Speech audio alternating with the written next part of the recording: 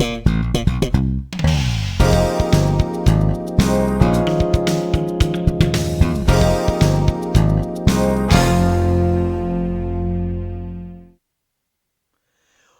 once again, it's time for your favorite show called Simple Groundwork and Diorama Techniques. I am your host. My name is Bill Grigg. I am your instructor, so please follow along me. Always, always, always behind the lens, doing his faithful camera work is my buddy Clambake Dave. Yeah! Hey! We had a good time doing this. This is episode number 34. Wow, 34. My goodness. I remember when I was 34. I was young and spry and ready to fly. Sure I was. Okay, what I left you with, we talked a little bit about cleaning up after projects in 33. We talked a little bit about priming and things like that. And then I was answering the question for my Clambake cameraman. How do you take care of your seams after you glue your piece together? And let's just recap a little bit. The biggest thing is make sure your glue is dry. That is really important. Not just glued together where we can pick pieces up and we can take the two pieces and we can now carry them around. We can carry it. It's no, just because that case exists does not mean the glue is cured. And if you start to sand on uncured glue, you're only asking for further problems. So what I did in 33 is I started sanding this forward leading edge of the wing. But what I want to do now is, so Dave can see the whole final process. Oh, and I got a little spunpy right in there. Yee. The other thing I want to talk to is about preserving detail. Preserving the detail. All right, so what I did is I started out with a wood sandpaper that says medium grade. I don't know what this would be. I'm not even going to guess at the grit of this. I went with this very, very light, making sure I did no scratches. Then I went to an automotive sandpaper in the 320 grit, and you can see it's written right in the back of the paper. This is also written on the back of the paper. You can see the medium, but it probably says medium, and then there's probably a grit somewhere over here, but that obviously that's torn off. So that's a way to tell. Or take a indelible magic marker and write in the back. So if you tear a piece off and you don't know what the grit is, just write in the back. It's indelible. It's not going to hurt nothing. If it gets wet or things like that. So we went to the 320, then we graduated out of the 320 and we went to 600. And once we went to 600, Dave, what did we do? 400. No. What did we do once we got to 600? What did we do to the plastic? Wet sand. We kept it wet. Wet sanding does two things. It keeps the heat down on the piece, which helps prevent that getting out of shape, and it also, wetting it, creates a little residue which becomes an abrasive off of the plastic. So we're down to here. Now what I want to do is I want to go from 600 and I want to go way, way, way up. And what I do with that is, you notice I got a little baggie here. And what I've got in that baggie is I have got high-end paper. There we go with 1,000. Right there. Let me take a close look. Got the 1,000? Look at that. Boom-bitty boom. Let's flip it over so they can see it. You can see I've used it a lot, but because it's 1,000 grit, I'm not going to worry about all this stuff on it. And again, let's take them and show them. I take my block, my meat tray or my fruit tray block, wrap it around tight, come over, grab my piece, wet my edge, and let's go in and really get this edge. Matter of fact, let's have a moment of silence for that.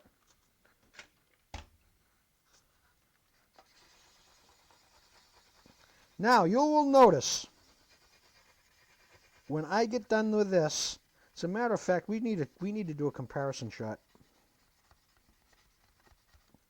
Get this edge, Dave.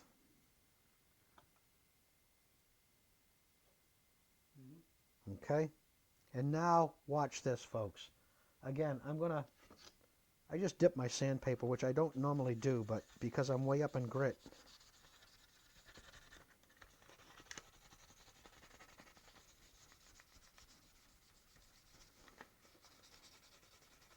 It's not good to go back and forth like I'm going. But I will do the top edge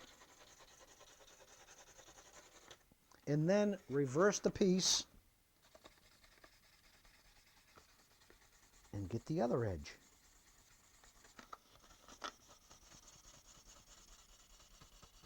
See the piece also moving? See that moving, that wiggle? That's really not good. You want this more steady, but I can't get it. So, oh, that actually even feels good. Oh yeah, beautiful. Beautiful. Beautiful, beautiful, beautiful. It's a beautiful thing. Okay, get that edge, Dave. And you can see, folks, how much that 1000 grit really helped this situation.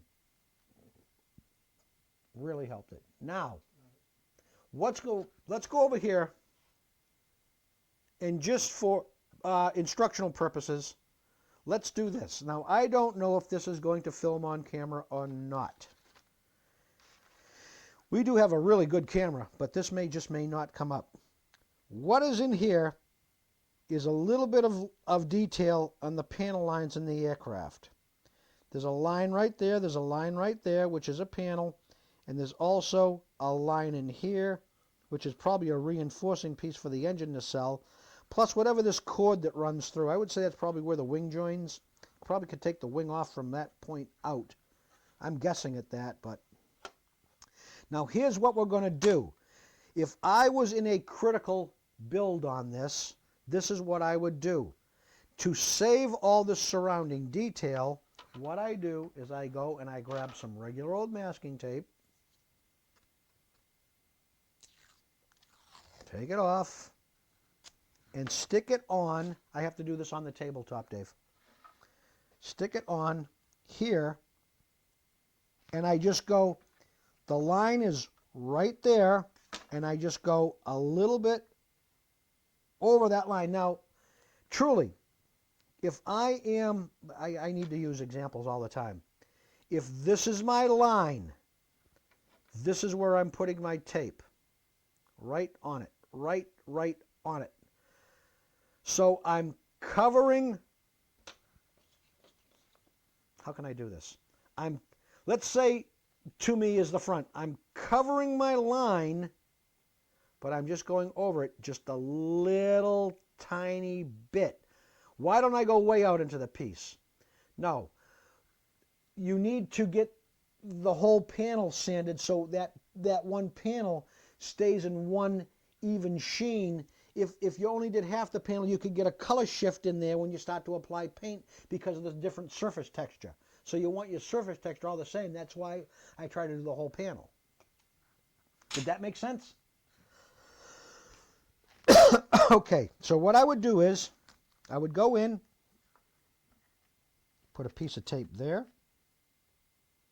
I don't really this is not necessary on this piece. I'm just doing this as a teaching example. Here. Now sometimes also to take a contour, a wide piece of tape doesn't work so well. So what I would do is this.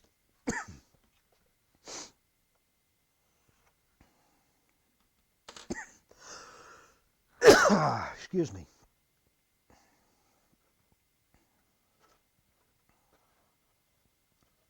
And go into there. Just like that. All right, we're back. We're back. Sorry about that, folks. I had a little PND going on here. Instead of PBM, I had some PND. It's killing me. I had that tickle going down my throat. I couldn't even talk. So what I've done, I've run the tape, and maybe I don't know what's under here. I haven't got my instructions in front of me. So just for safety's sake, I will also run some tape right there.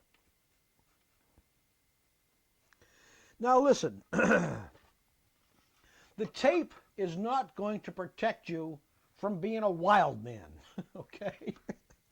If you're in there and your eyes are all time tunnely and you're in there singing like a crazy person, all the tape in the world is not going to help you. So listen, when you put down tape, don't go in and be a whack job. All right, I'm going to start with a 600. Excuse me, I'm going to start with a 320 and go on this edge. Can you see it? I can see it.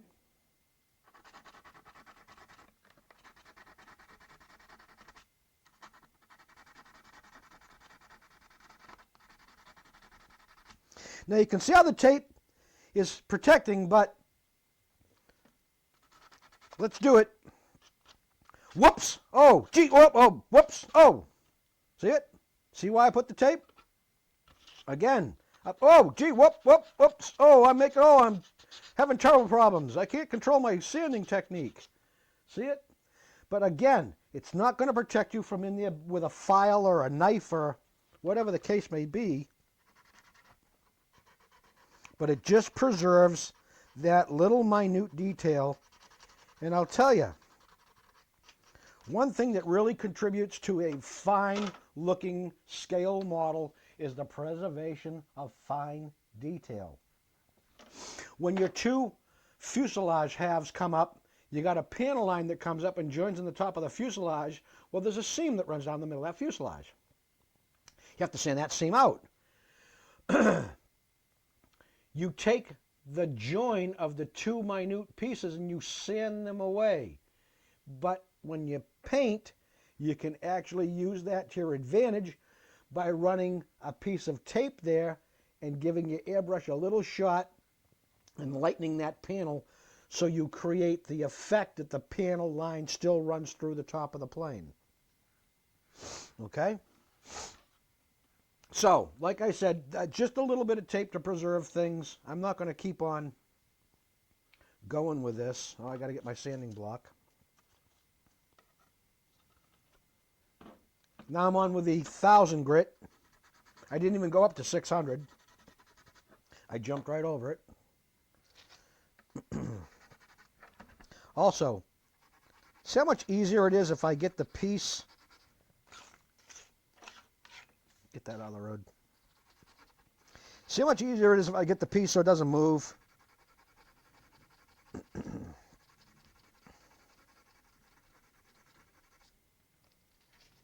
Turn it over.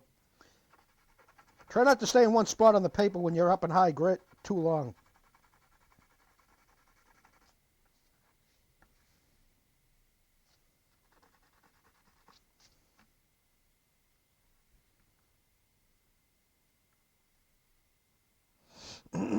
That's pretty smooth. That is pretty smooth. And again, once you're done, take this off. Take off your tape. You may have a little tape residue, but the beauty of tape residue on styrene plastic is you can take a little regular thinner, and you can take a little thinner on a rag, go on top of that residue, wash it right away. It goes right off, doesn't attack the plastic, doesn't hurt anything. Okay, so now that we have covered that, let's cover something else that is a little bit more. Oh, also, I'll do it later. No, let's do it right now. Let's get these pieces back out. This is nuts, because this is what I want to show you. I want to show you how to fix something. On the outer edge of this wing, I gotta get it so I can see it. The outer edge of this wing, the two pieces did not join together completely. There's a little step there. So what I want to do is this. I want to go in my 320 automotive. Get that wrapped tight. The reason I do it tight is so I got control.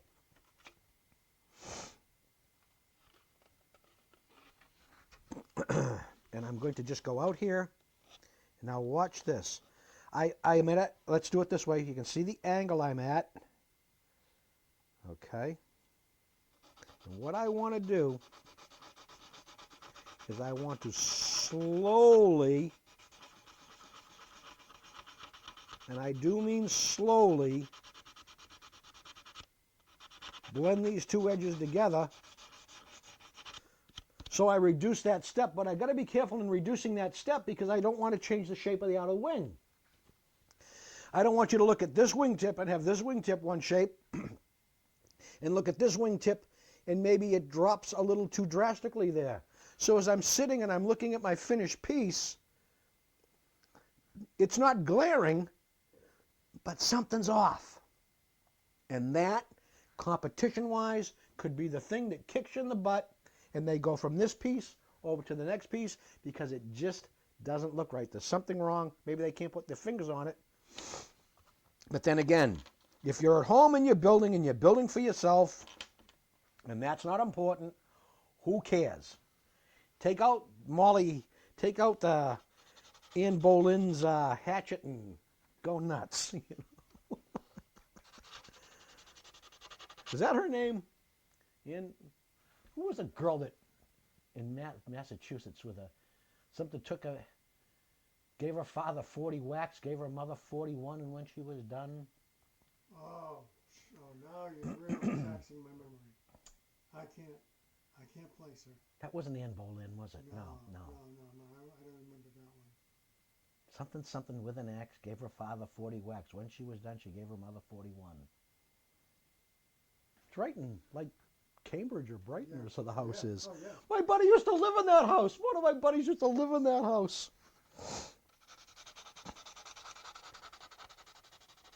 So that's it. That's blended. And you can actually see now how I've taken that step and reduced that step, but I've maintained the wing shape. And again, here's a good example of where tape would come in. I got quite a good little glue schmeggy right there. Quite a bit of what? Glue schmeg. That's an advanced technical term. I see. Only known by NASA astronauts and NASA engineers and. I understand. Yeah. Okay. Gotcha. And that's a pirate radio fact. So I've got a little bit of that schmeggy out there. So I've got two lines here. So what I would do is I would obviously take masking tape, put some masking tape there, put some masking tape there, and then go and fix this problem. But I don't want to eliminate my panel lines. Also, this is an old technology kit. These panels are not engraved. These panels are raised. You know? These panels are raised.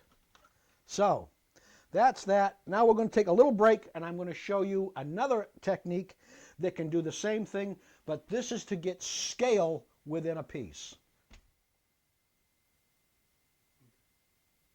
Here we have a Type 7 U-boat. They call it the 505, but that's 505 is the one that sits at the Chicago Museum of Industry and Technology or something like that. Is that what they call that out in?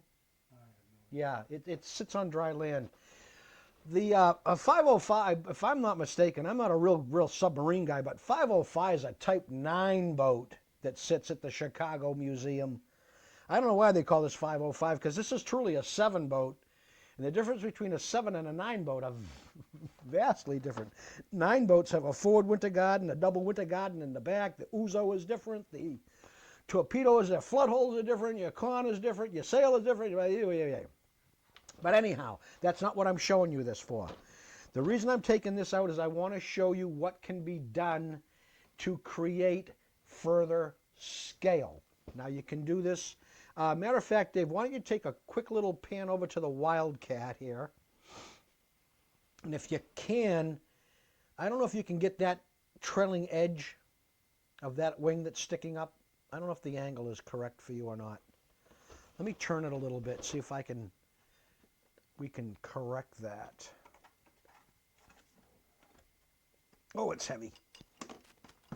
See that trailing edge? Point it out to me. Right along the edge of the wing. Oh, I have it. down where the flaps drop and stuff. Mm-hmm. Now you see how thin that plastic is, students? See how thin that is? That's because I went in and thinned the plastic to give a better scale effect to the piece. Obviously, aircraft skin is not very thick. Aircraft skin is not there to protect the aircraft. It's just to give it a more aerodynamic shape. That's the reason you put skin on aircraft. But God, if you get enough skin on a wing and a tail, my God, they used to fly World War I stuff in basic bare skeleton with a fabric wing and a fabric tail and a fabric aileron and rack and roll. So what we're going to do now is I want to show you where I am going with this and what we are up against. Now, thankfully, this manufacturer has given you the flood holes along the side of the boat and they're recessed. That's really, really helpful to us because what we want to do in the end process is we want to end up with something like this. Now you can see I've thinned these and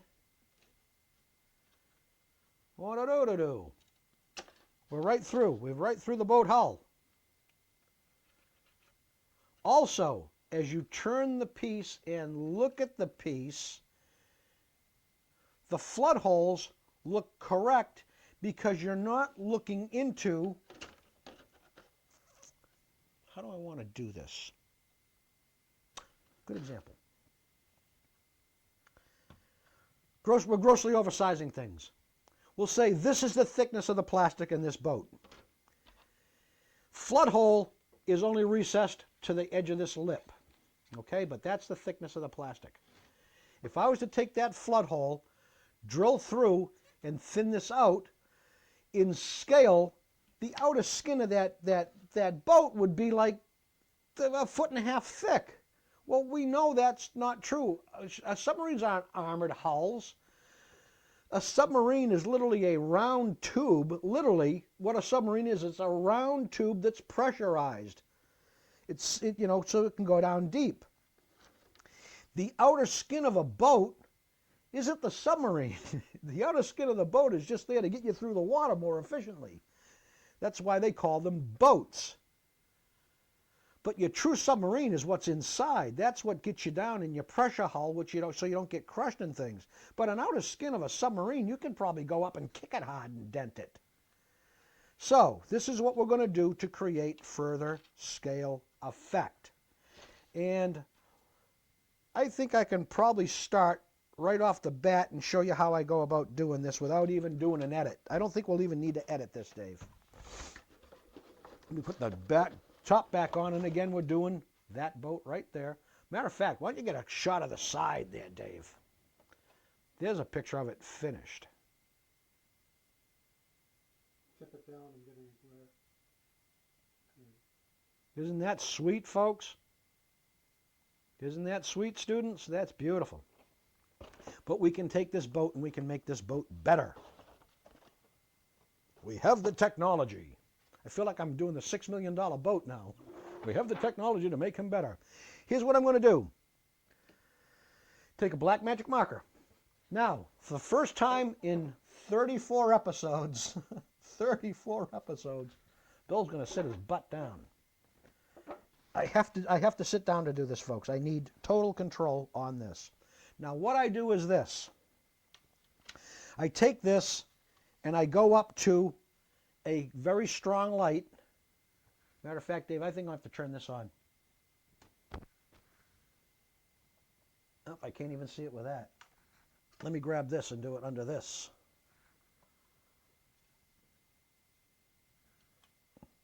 Notice I'm turning the light right towards me.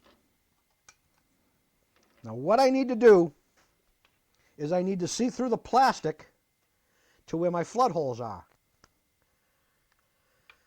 You can't see it on, there's no way I can show this on camera because I'd have to put the light directly into the camera. But what I'm doing is, because this plastic's thinner, I'm shining a light, and now I'm taking a magic marker going inside the boat, and I'm marking where my holes are. This is only going to serve as a guide so I don't take out too much plastic and do unnecessary things. Okay, that served its purpose. Put the cap back on, put everything back. Now, I happen to be fortunate enough to own 2 Dremels. What I'm going to do is I'm going to start out with this, but now I want to show you what I'm going to do. I'm going to start out with this head right here. It's a little small grinding head, very coarse. You can buy these Moto Tool heads at leading, how do I want to say this without saying that? At leading department stores. You don't necessarily have to go to a hobby store and buy these, although support your local hobby shop, but you can buy these at a regular old retail store. So what I've done now is I've gone in with a black magic marker, and you can see it, and I've kind of given myself a guide to where these flood holes are. Now, going to come the tricky part here. I think I'm going to use... Now see, here's where this comes in. This is beautiful. This is where something like this comes in. Although, how many people are going to be building a model for a camera? I don't know how many people are going to be doing that. I just need to back this up so it doesn't move. Take my tool. Get out of my way. Now I'm going up to, this goes from 5,000 to 35,000 RPM. So if I'm starting out at 5,000 and I'm increasing it by 4, I'm up around what, 9, 10? Somewhere around there. I'm not spinning fast though. You can see my speed control. You can actually hear it.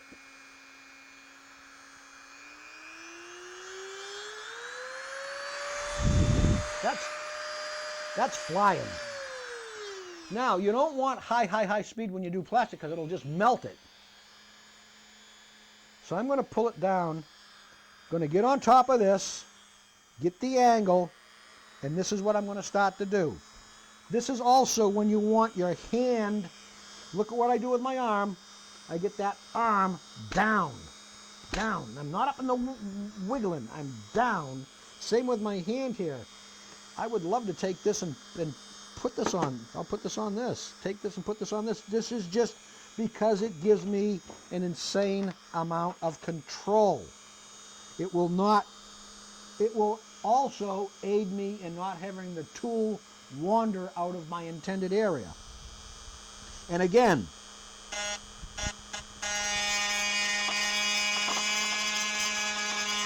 only a little bit. I don't want to get in there and go, Rah! No. This takes a long time.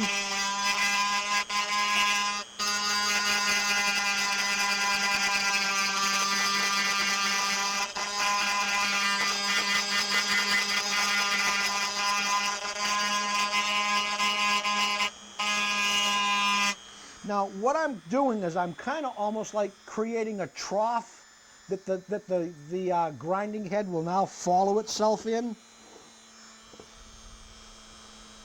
And notice how steady, how stable I keep my hand. Also, if I wanted to, I'd almost put the tool into my shoulder. You need control when you do this.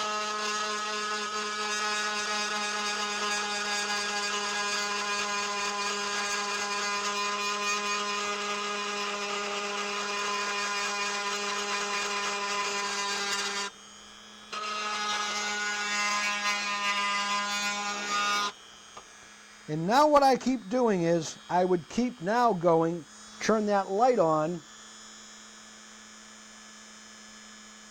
and you can almost see a change in the color in the plastic, so you know you're getting thinner. And again, keep the tool moving.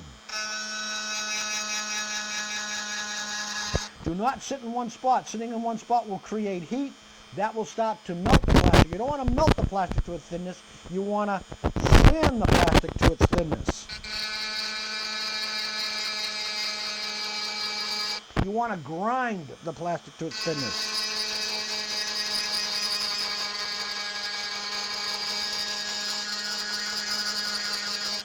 also, why don't we show them this?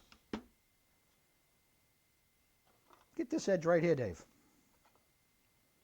Get that edge right there. See, that's the thickness of the plastic that we're cutting through. Just that little thing right there. So that's where I'm working my way towards. Now also, if I start to get a lot of burrs here, which I don't have at this point, but like I said, I'm just fortunate enough to have two tools. And my other head is now a barrel sander. These are really easy to use, gang. The sanding piece is a separate piece. The inside barrel, you can see it's got a little screw there and it's got a rubber grommet. Well, what that does, it acts just like a boat plug. You know when you put a boat plug into the rear end of your boat, you clamp it down, the boat plug expands, keeps the water out? That's exactly what this thing does. You unscrew it, the grommet goes in, you slip your head on, you screw it down, the grommet expands and holds the barrel sander in place. And again, down, up, I'm going to only turn this on to about maybe 1 or maybe a half of 1. Actually, I'm just turning it on. I'm not even increasing. And you can hear it. Not running too fast. I'm going to go in with this on the edge of the barrel sander.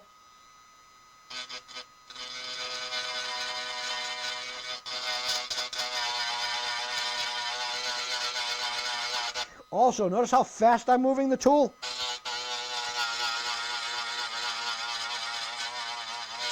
Whoa! See, that's what you don't want. That's what you don't want. That's because the plastic got a little too hot and started to melt instead of sand. Just sand that out.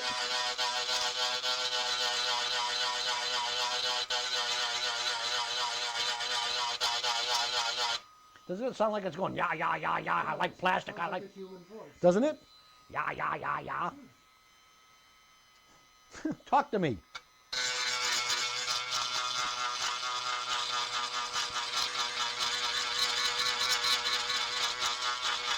Ja, ja, ja, ja, ja. Das ist a good thing, Bill. Oh, you know what it is? It's the ghost of the U-boaters. It's probably Captain Powell Bono of the infamous U-boat U-2.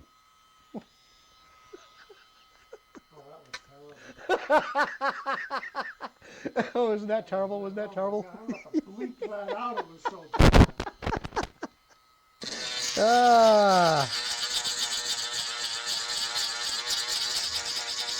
Should I tell them the story? No.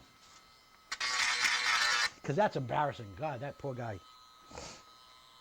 I had a man spend quite an amount of time trying to disprove something that I had built. Oh, I'm getting close. I'm getting close. Oh, that's getting nice and thin, gang. Nice and thin. And again, I'm just going to work in one area so I can show you how the flood hole actually comes out.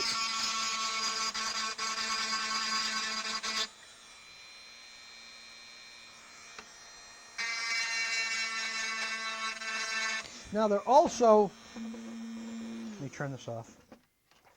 There's also locator pins here that are going to hold my top deck in place.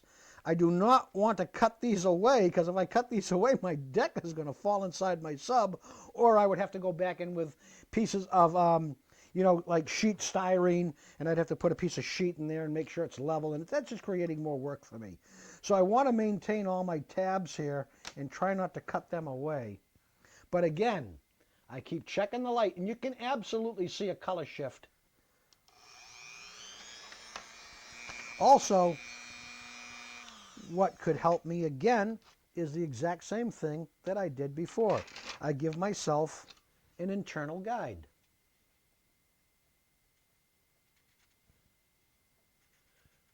I wish I could do this with camera, but it's just impossible because I need to shine it towards the light. But that's all I did. I just replaced the black, just to give myself a little bit of a guide. Also, I got a flood hole that's really, really high and really, really close to that tab. So I want to keep that in my brain and not cut that tab out or burn through the side of the boat.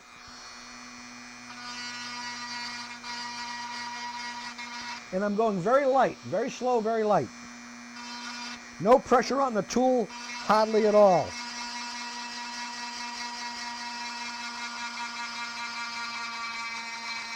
And again, I think I'm going to work this hole and just shut up and just work this hole so you can see exactly how long this takes.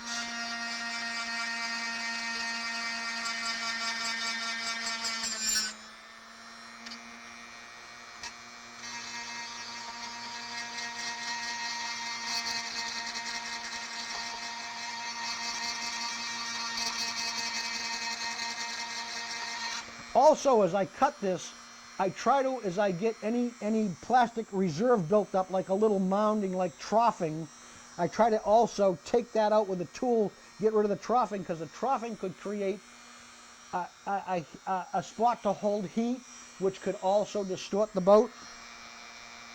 You also don't want to distort the boat with a lot of heat, because you could put a bump into the skin of the boat or something.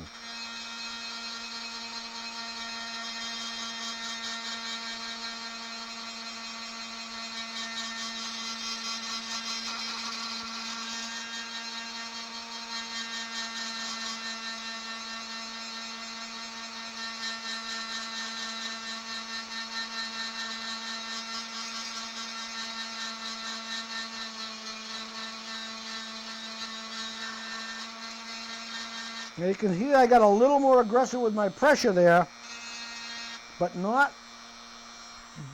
driving it.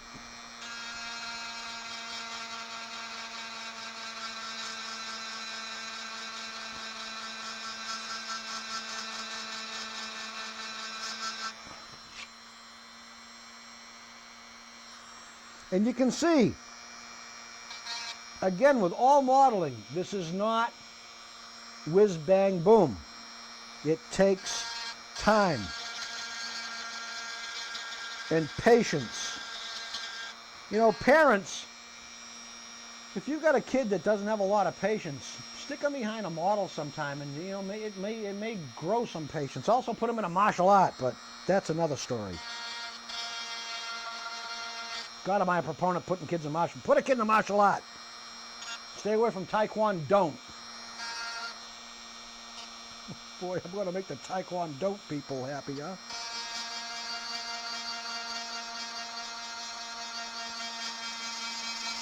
I love my Kung Fu.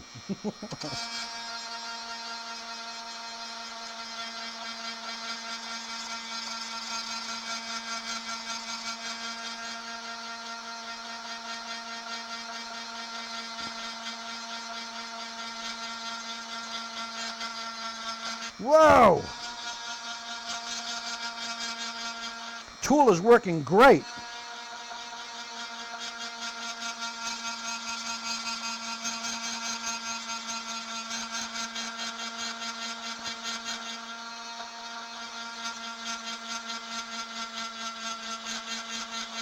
I can actually almost start to see now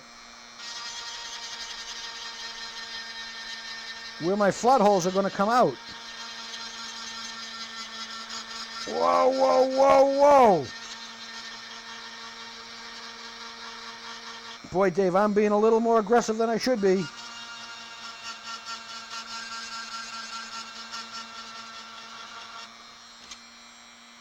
Oh, close, close, close. Okay. You can hear that tool has got a tremendous amount of crank to it.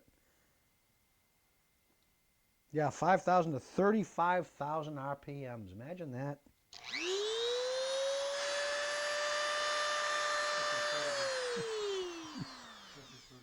Open wide now, Mr. Smith. We're just going to do a filling. This won't hurt. Something that way. Now what I'm going to do is I'm going to take some really high-grade sandpaper. I have no idea what grit this is, but boy, you can. I'll put it right up next to the mic. Listen. Pretty aggressive. Yeah, it's pretty aggressive. Now I got to lay the boat flat down to do this. I don't know if you'll be able to see this or not. What I would do is I would get the whole line out And then I would go in here with this and just my finger, because you're not worrying about contours here.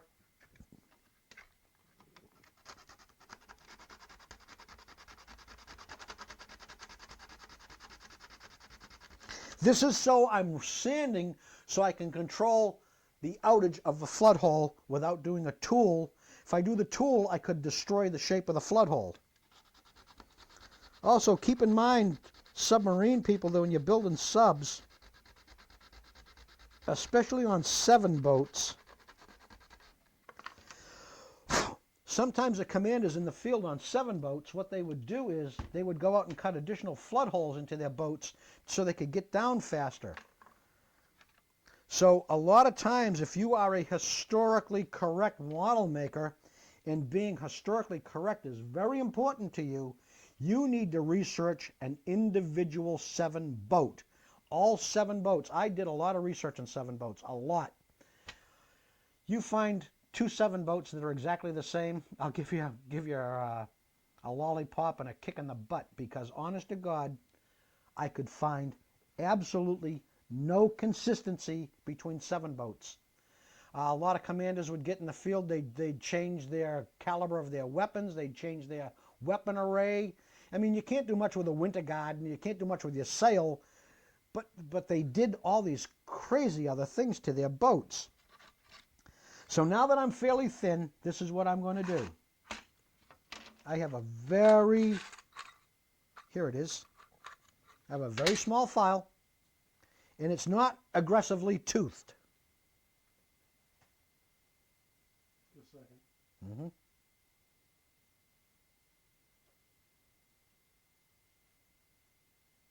Das ist gut, yeah? That's good. Okay, das ist gut. Okay, what we're going to do now is we're going to come to the outside of the boat. I wish I could show you how thin this is. I just don't know how to do it without putting a light behind it. But anyhow, I've got it super thin. I mean super thin, to the point where I can take this flood hole, watch this now, pop it right out of there. See it on the inside? See the little flappy?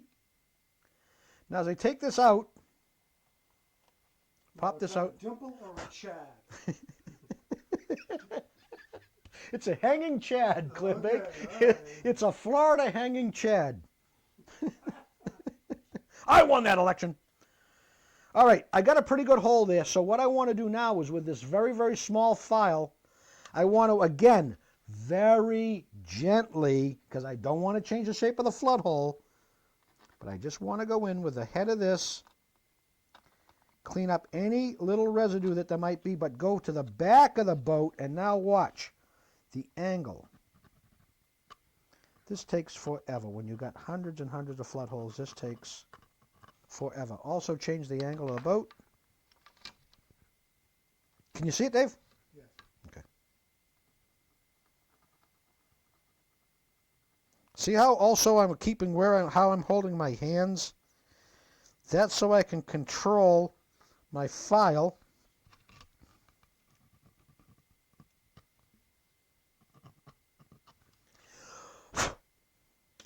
And there is a flood hole out. And you can tell it's out because, there we go. See it?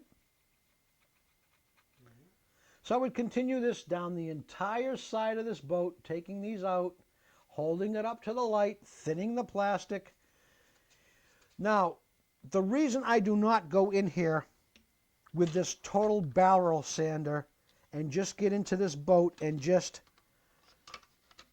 roll, what could happen is, because I'm thinning the edges of the plastic, I'm making the plastic very brittle and very thin. Of course, it's getting heat, which is going to create to it being brittle. But the thing is I don't want to, when I get ready to install other pieces, to have this so thin that I might put pressure on a piece and crush the whole boat, which is exactly, I don't know if you can shoot through the case, Dave. Can you get the sub on the bottom there, maybe?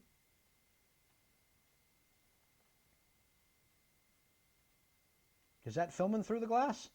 Not really. Not really? Too much Okay, forget it, forget it. But that's what happened to the other boat that I did. I thinned the insides of the walls, and instead of thinning them, that's why I'm doing the black. Instead of thinning them along that, I kind of thinned like an area like, maybe like this, instead of that little thin line. That created a real weakness in the boat, and one night when I went to put my top deck in, as I was holding the boat to get the deck in, I put my thumb right through the side of the boat. I just woofed it inside the side of the boat. So that's why I've changed my technique on this. Again, let's just do one more. I can see this one's ready to come out.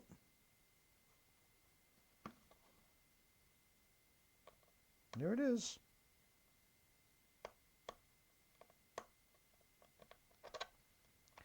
You can almost, well, I shouldn't say almost, because I did it on the old boat that I did.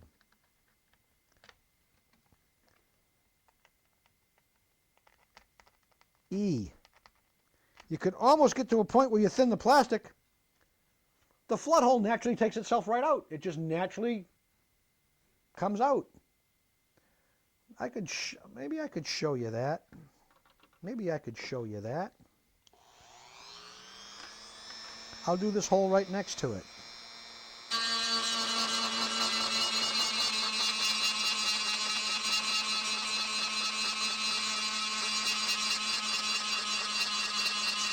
Notice me constantly moving the tool. I do not let it sit in one spot. That is so bad.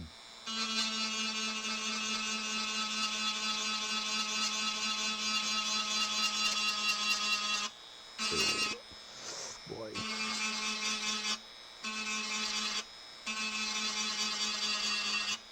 Oh.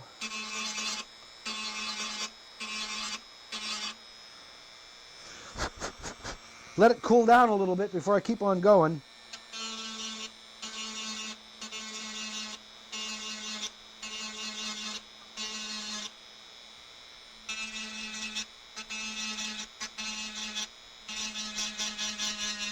Yo, man, I'm scaring myself.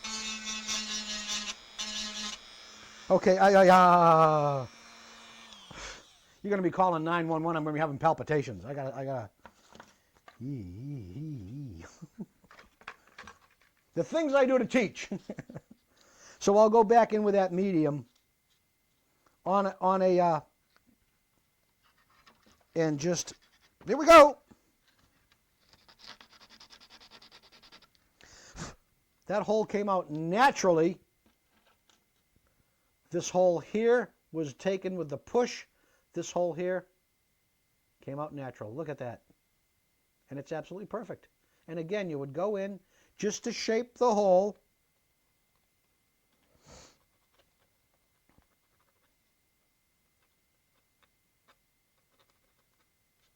And again, this is a classic example of honest model making to show you exactly, truly, this is not a hobby that is 1,000-mile-an-hour hobby. If you don't have patience, go play video games. Or be a train guy. Here we go. You know, we can't get through an episode without you slamming the train. I know You it. realize that? I know it. I have the best time with them when I see them now. There's that guy. That's right, it's me. Hi. I'm your pal. Who's your buddy? Who's your buddy, train guys? You know it's me. So anyhow, that's the deal, and I obviously, I mean, there's a few flood holes to take out. There's a few. Under here, under your sail, and the whole back edge. But like I say, I don't know why they call this 505, because it's a 7 boat, and 505, to my knowledge, is a 9 boat. What's the difference? Oh, tremendous. I believe a 9 boat has got a double winter garden off your sail So in other words, you got probably a 30 cal here and maybe well, I don't know, it'll be a 37 mil. Might be a 37 mil. They put a bigger gun in the lower. Then, of course, they have their deck gun, which I don't remember. Deck gun, I think, might have been an 88. Might have been. I don't know. I'm not that good with subs. We need Dr. Dave here of the subcommittee, and he could tell us all about subs. But that's the deal. That's the deal, and it does make for a much, much more realistic appearance. But like I say, if I was just to cut these flood holes out and kept the thickness of the plasters, you'd look at the flood holes and they would be out, but there'd be something weird about them. It's just scale-wise, they look weird. It was like if I didn't thin the edge of that Wildcat. As you looked at that Wildcat, the aircraft skin in real scale would be like this thick. Well, it just don't make it. It couldn't get off the ground. It couldn't carry a bomb load. It couldn't probably even carry the pilot, so that's why we're doing this, okay? Okay, let's shift gears a little bit. We've got about 7 minutes left in the show, right here on Simple Groundwork and Diorama Techniques. Let's just shift gears a little bit. I'm going back to the C-47, which we will get to probably in 35 or 30, episode 35, 36. I had big plans on doing it today, but I had other things I wanted to tell you. On propellers, again, take your prop, take your piece and cut out your prop very carefully.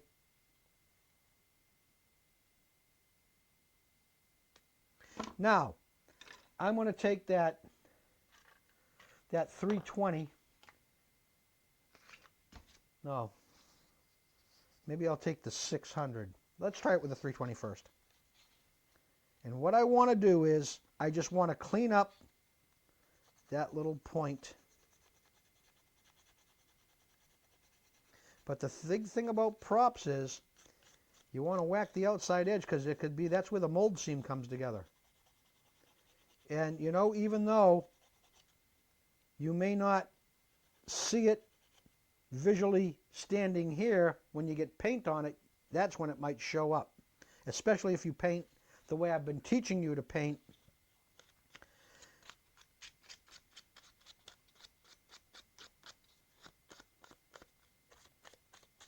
There we go.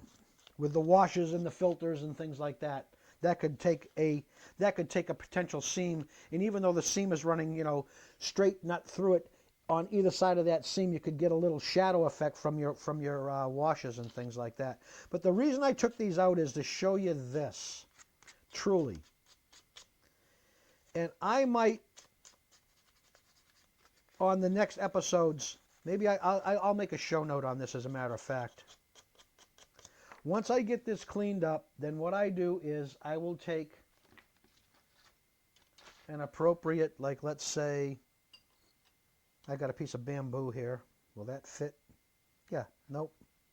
Nope. I'll tell you what I'm going to do. How much time I got, Dave? 3 minutes?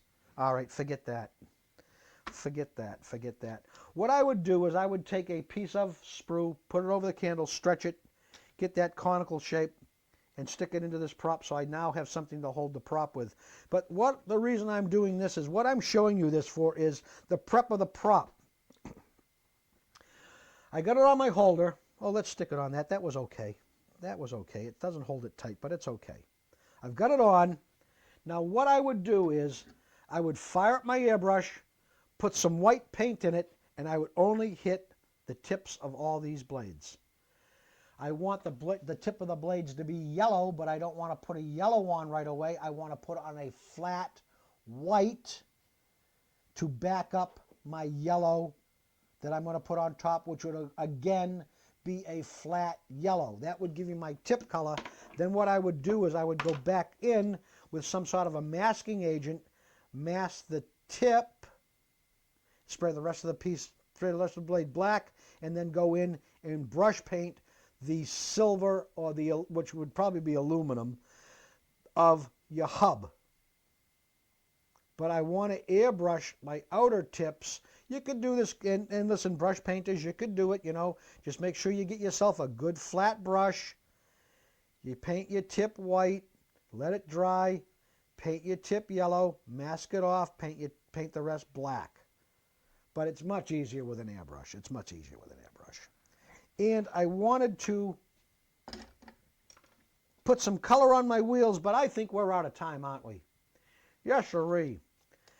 So, once again, I don't even know why I needed music there, but I felt like it. Once again, thank you for watching Simple Groundwork and Diorama Techniques with me, your host, Bill Grigg, your instructor as well, and always, as usual, my faithful and trustworthy clam-baked cameraman, Dave, all the way from the Cape of the Codfish, right here. So join us again. I truly hope you're learning some things. We're back, and we're back with an attack. So you take care. You keep on building.